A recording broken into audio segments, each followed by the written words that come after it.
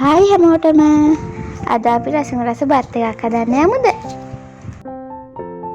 හොදපු කීරි සම්බහාල් වලට ඉඟුරු සිදුරුණු කරාබු නැටි එනසාල් කුරුඳු කොලයක් රම්පේ කරපිංචා රසය තව වැඩි කරගන්න කම්බිරිසට දාලා පස්සේ පාට වෙන්න කහ ටිකකුත් දාලා රස වැඩි වෙන්න ලුණුත් දාලා දිය කිරි දාලා බටර් ටිකකුත් දාන්න ඕනේ.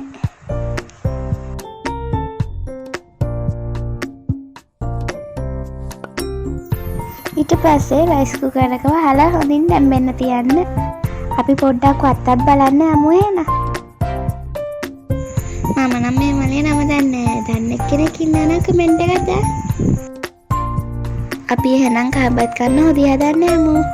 මම අද දර ලිපේ තමයි හොදි ටික හදාගන්නේ. මුලින්ම මැටි හට්ටියක් ලිපේ තියලා තෙල් ටිකක් දාගමු.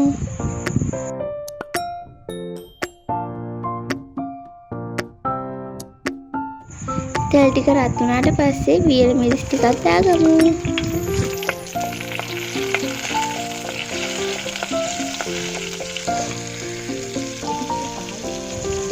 වියලි මිරිස් ටික බෙදුනට පස්සේ ඉඟුරු සුදුරුවන ටිකක් තලලා දාගන්න.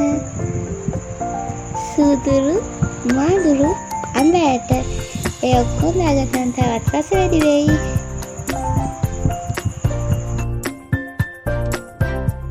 රටලුණුයි රම්පේ කරපිංචා ටිකකුත් දාගන්න. දැන් අපි හොදගත්ත පරිප්පු ටික දාගමු.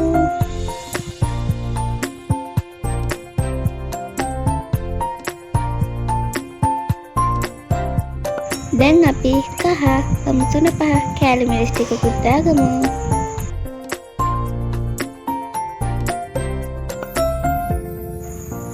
දැන් අපි වතුර ටිකකුත් දාගමු.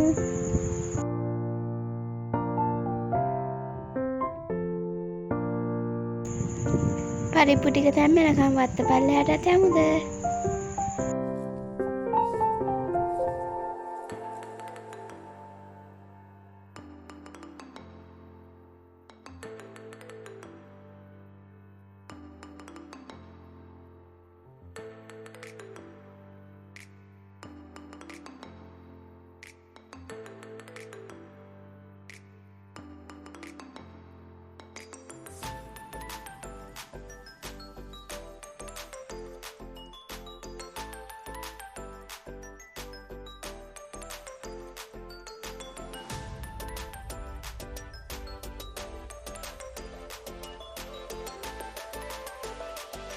පරිප්පු ටික දැම්මුණාට පස්සේ පොල් කිරි ටිකකුත් දාගමු.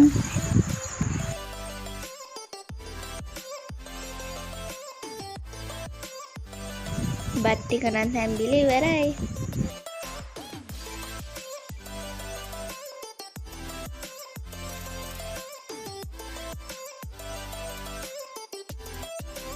පරිප්පු එකට ඇති පදමට ලුණු ටිකක් දාගමු.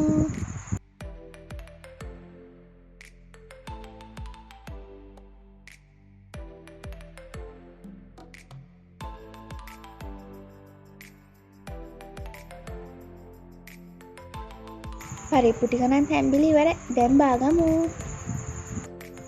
දැන් අපි චිලි පේස්ට් ටිකකුත් හදාගන්න යමු. භාජනයක් රත් වෙන්න තියලා තෙල් ටිකකුත් දාලා ඉඟුරු සුදුරුන් තලලා ඒවත් දාන්න.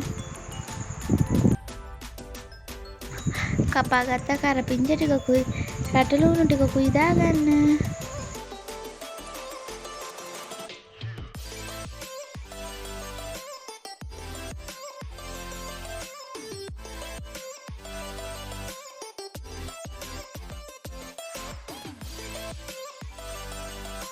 ලුණු ටික තැම්බුණාට පස්සේ සීනි ටිකකුත් දාගන්න. දැන් ලුණු ටිකකුත් දාගන්න.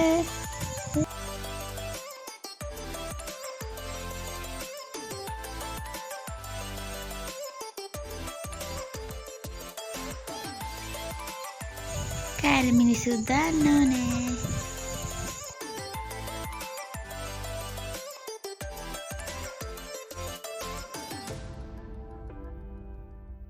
මං ගාව ඉස්සෙල්ලා හදාගත්ත කුඩු ටිකකුත් තියෙනවා. ඒවත් දාන්න. එතකොට කඩේ වගේම රහයි. ඕගොල්ලොත් චිලි පේස්ට් හදද්දි මේ අමුද්‍රව්‍ය අනිවාර්යෙන්ම දාන්න. කැමති නම් සෝස් ටිකකුත් එකතු කරගන්න පුළුවන්.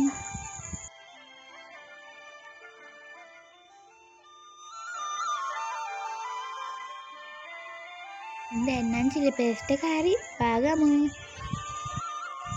දැන් හදපු කෑම ටික බෙදලා රස බලන්න ලෑස්ති වෙමු.